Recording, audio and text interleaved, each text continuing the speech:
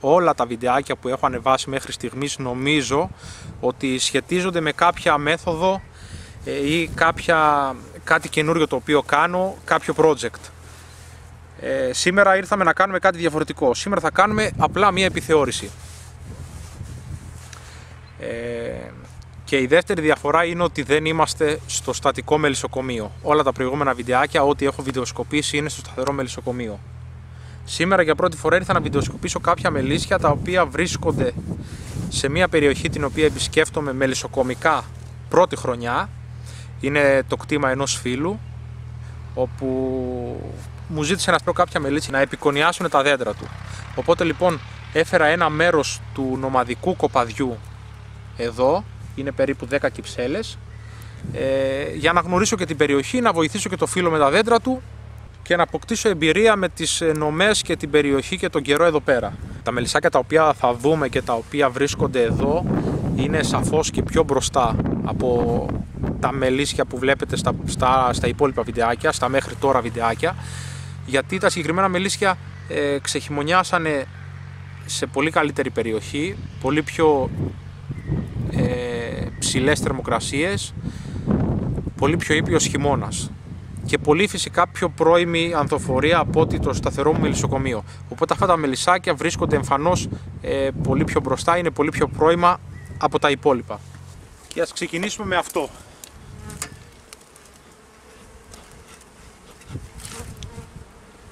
Θα βγάλω λίγο την πόρτα να δω αν χρειάζεται να το καθαρίσω λίγο από τρίματα κεριού, από τυχόν βρωμιές που μπορεί να έχει. Συγκεκριμένο του το βάζω γιατί έχει μεγάλο άνοιγμα εδώ. Δεν έχει μικρή χειμερινή πόρτα, έχει μεγάλο άνοιγμα.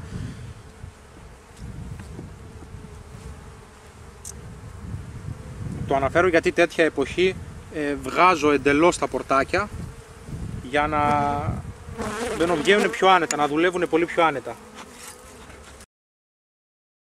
Τα είδα τελευταία φορά πριν από 25 ημέρες. Λόγω σπουδών και υποχρεώσεων δεν μπορούσα να έρθω νωρίτερα, έπρεπε να έχω έρθει νωρίτερα, οπότε έχουμε αργήσει. Είμαι σίγουρος ότι έχουν μπλοκάρει, ενδεχομένως να έχουν χτίσει και γλώσσες αν βρήκανε την ευκαιρία. Και φαίνεται και από αυτό το πλαίσιο το οποίο το είχα εκτός φελιζόλ. Είναι πλαίσιο το οποίο ήταν έξω από το φελιζόλ και βλέπουμε ότι είναι γεμάτο μέλισσες και έχουν βάλει μένια και γύρες.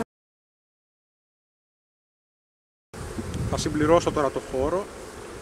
Αυτό είναι το πρώτο πλαίσιο, το οποίο έχει μέλια και γύρες.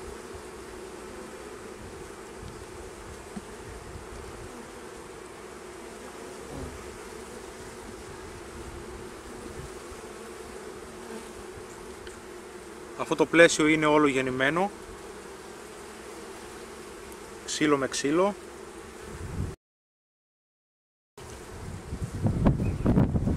Το ίδιο και εδώ, εκολαπτώμενος γόνος και φρέσκος εκεί που εκολάφτηκε.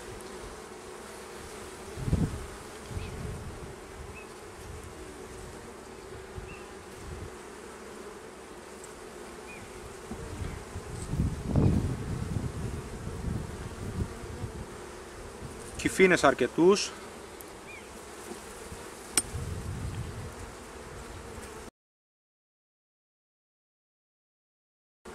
Έχουν χτίσει κάποιες σκούπες, οι οποίες όμως δεν είναι γεννημένες. Αυτό κοιτάω τώρα, γι' αυτό και καθυστερώ την επιθεώρηση. Έχει πολλά φρέσκα μέλια.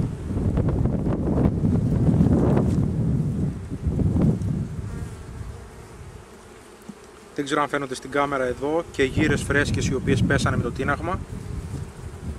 Γενικά η περιοχή δουλεύει πολύ καλά.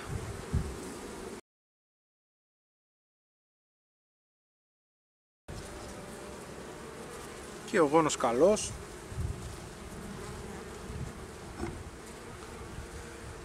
Όλα θετικά. Απλά θέλει χώρο.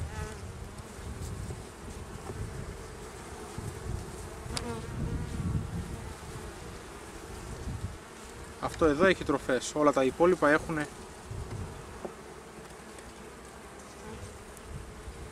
γόνους. Οπότε αυτό το οποίο είναι γεμάτο με τροφές δεν έχει χώρο για γένα, θα το βγάλω στην άκρη.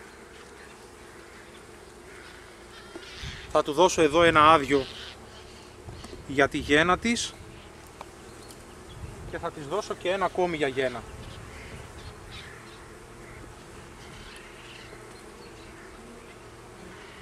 Α, όχι, έχουμε αυτό εδώ, το οποίο ήταν ήδη δικό του.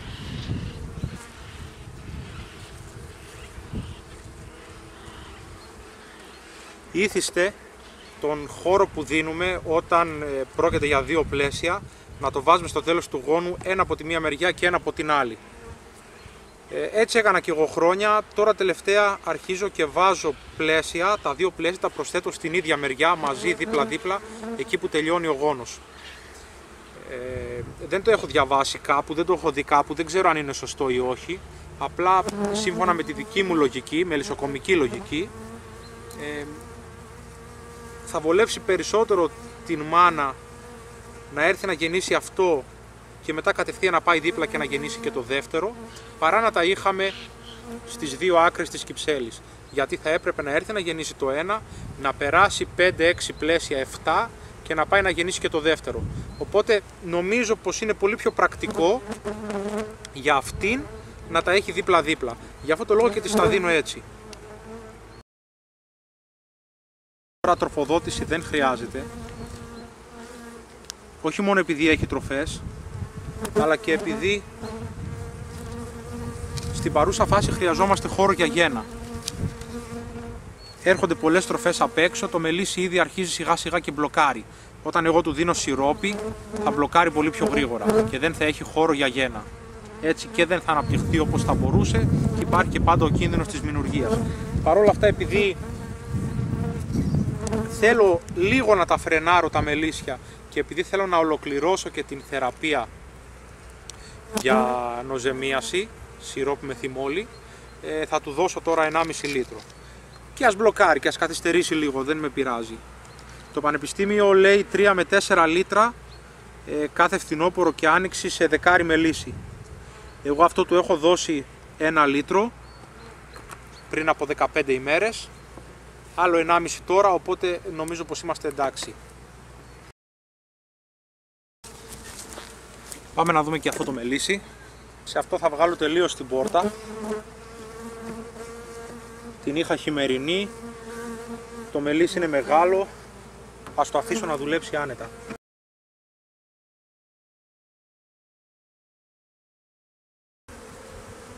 Βάζω τη βάση που έχω φτιάξει, απλά για να μην τα κουμπάω κάτω. Αυτό είναι όλο γεννημένο.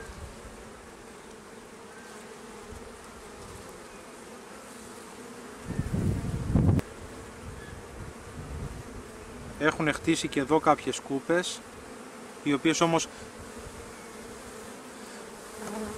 δεν είναι γεννημένες.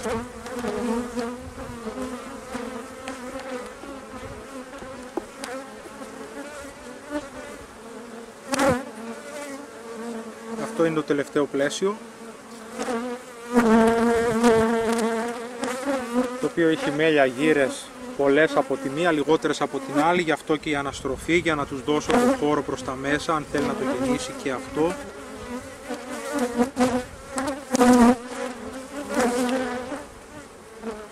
Γόνος μέχρι την άκρη και λίγα μέλια στα στεφάνια.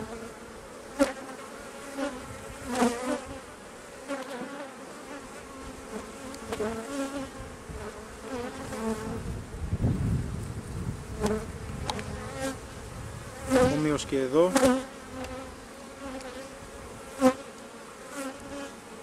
Και καλώς εχόντων των πραγμάτων μέχρι και το ένα το πλαίσιο θα επαναλαμβάνεται το ίδιο έργο.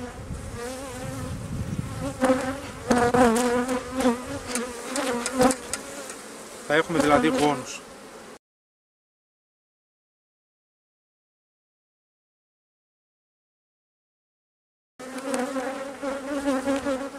Παρότι την άξαν πολύ ελαφριά, ορίστε τα μέλια.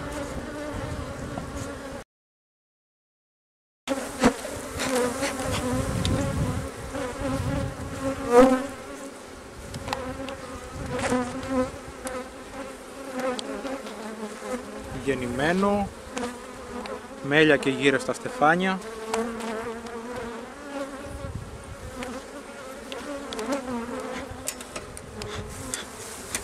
Πάρα πολύ ανήσυχο.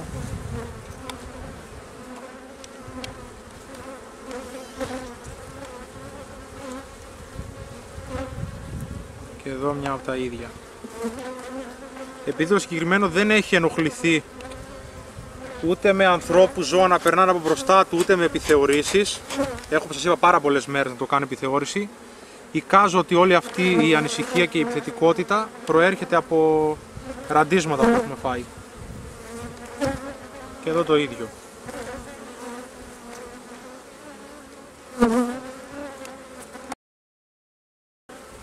Και εδώ έχουμε γεμάτο τροφές.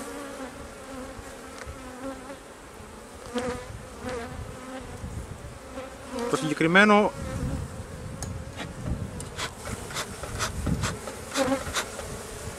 ποτέ δεν λέω τι πρέπει, τι δεν πρέπει, γιατί δεν ξέρω.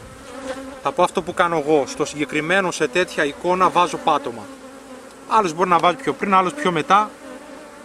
Δεν διεκδικώ καμία αλήθεια. Εγώ στο συγκεκριμένο, με αυτή την εικόνα, έχει αυτή τη στιγμή 8 γόνους. Τα ακριανά έχουν μπλοκάρει με μέλια γύρες. Του δίνω πάτωμα. Ο καιρός έστρωσε, πολύ βασικό. Απλά αυτή τη στιγμή τώρα δεν έχω πάτωμα. Δεν έχω πάτωμα μαζί. Οπότε θα πρέπει να κάνει υπομονή 2-3 μέρες για να έρθω να του βάλω.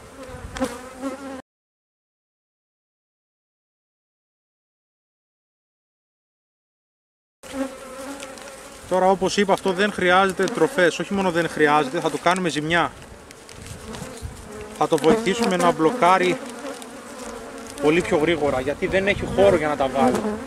Αλλά επειδή θέλω να τελειώσω, να ολοκληρώσω τον κύκλο της θεραπείας για νοζεμίας, θα το δώσω τώρα. Δεν με πειράζει και αν καθυστερήσει και λίγο. Απλά θα βάλω κάποια ξυλάκια μέσα για να μην πνίγονται, γιατί το έχω ξαναναφέρει ότι αυτός ο τροφοδότης μπορεί να φαίνεται ότι καλύπτει όλη την κυψέλη και όντως την καλύπτει, αλλά επειδή υπάρχει ανομοιογένεια στις κυψέλες μας, είναι από διαφορετικούς κατασκευαστές, κάποιες μπορεί να είναι λίγο πιο κοντές, κάποιες λίγο πιο μακριές. Οπότε σε κάποιες περιπτώσεις υπάρχει κενό περιμετρικά και μπορούν οι μέλισσες να ανεβαίνουν στην πάνω μεριά του τροφοδότη